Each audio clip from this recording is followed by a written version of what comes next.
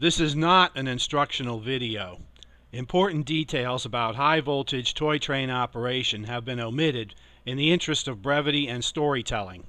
You should always understand how antique electrical equipment works, check it for safety, follow any instructions on use, and keep children and pets at a safe distance from dangerous conditions.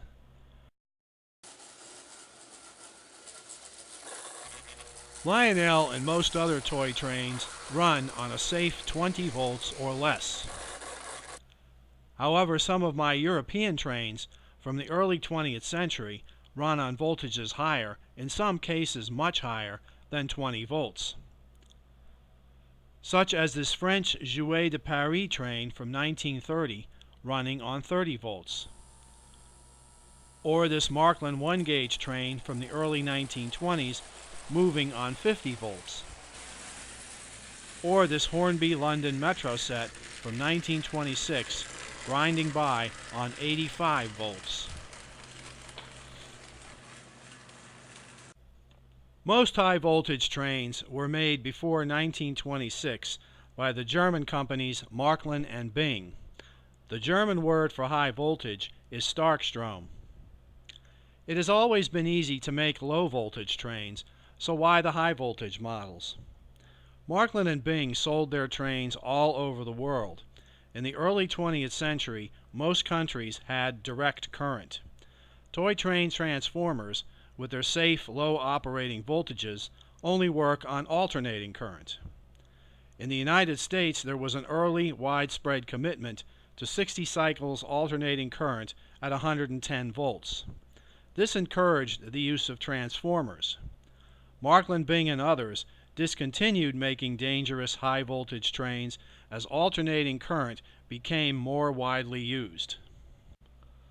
How do I tell if an old European locomotive is wired for high voltage?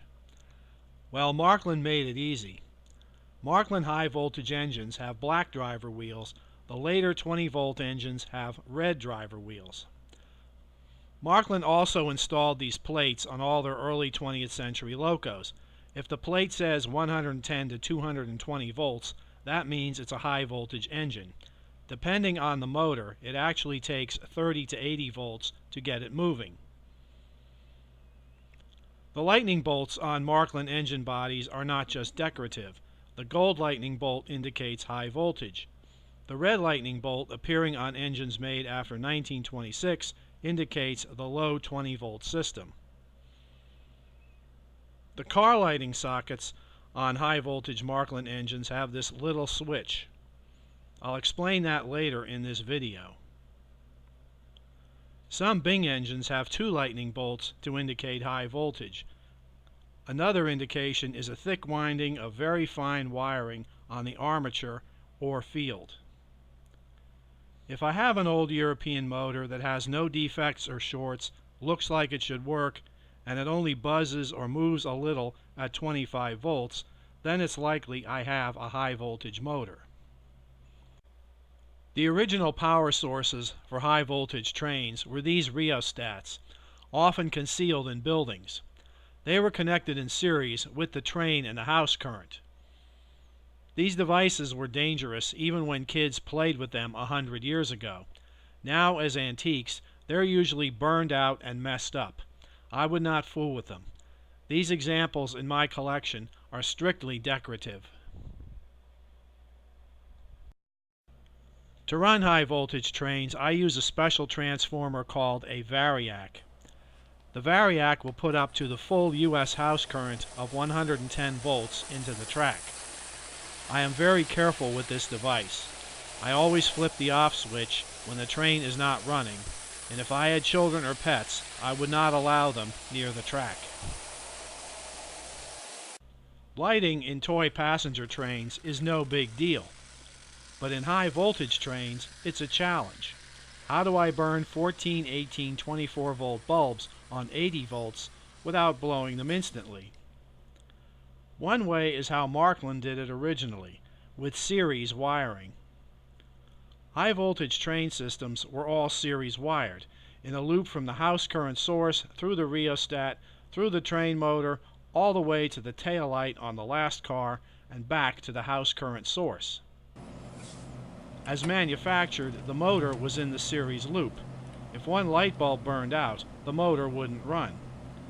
This little switch on the cab socket is to close the series circuit. Otherwise, the circuit would be completed by the taillight on the end of the train. Oftentimes in the life of an old high-voltage engine, owners have rewired it so the motor is out of the series.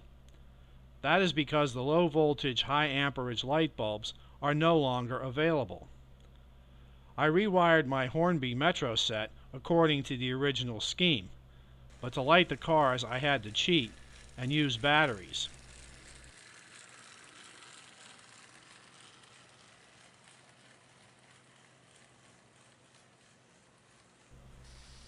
Operating old high-voltage trains is a challenge, but it's also an interesting adventure.